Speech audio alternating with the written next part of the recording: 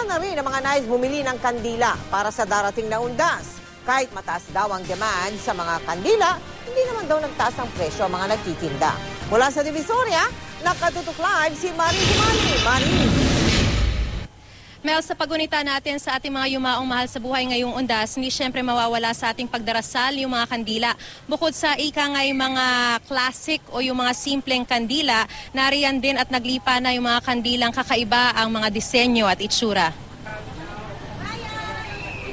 Sa tindahang ito ng mga kandila sa Divisoria, agaw pansin ang mga may disenyong anghel. May classic na nagkakahalaga ng 65 pesos kada piraso.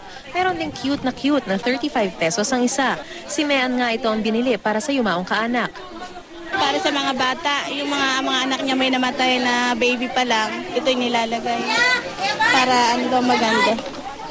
Cute siya.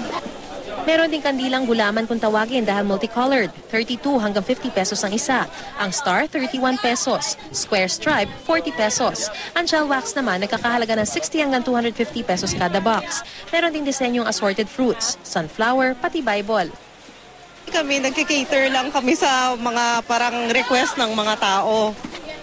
Pero para sa mga gustong gumawa ng sariling kandilang may design, pwede rin bumili ng panghulma sa halagang 300 pesos.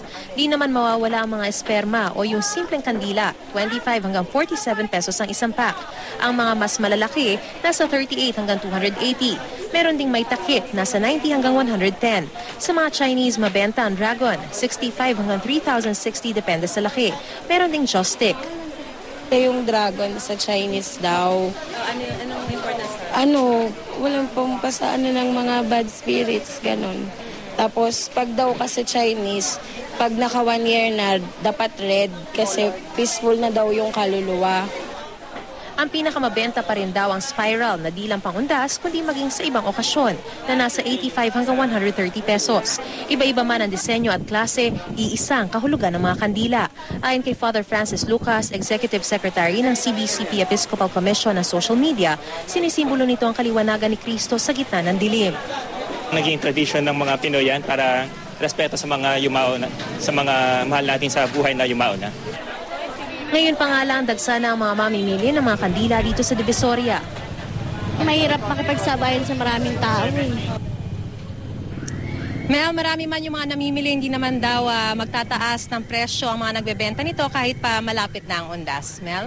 Maraming salamat sa iyo, Marie Umali.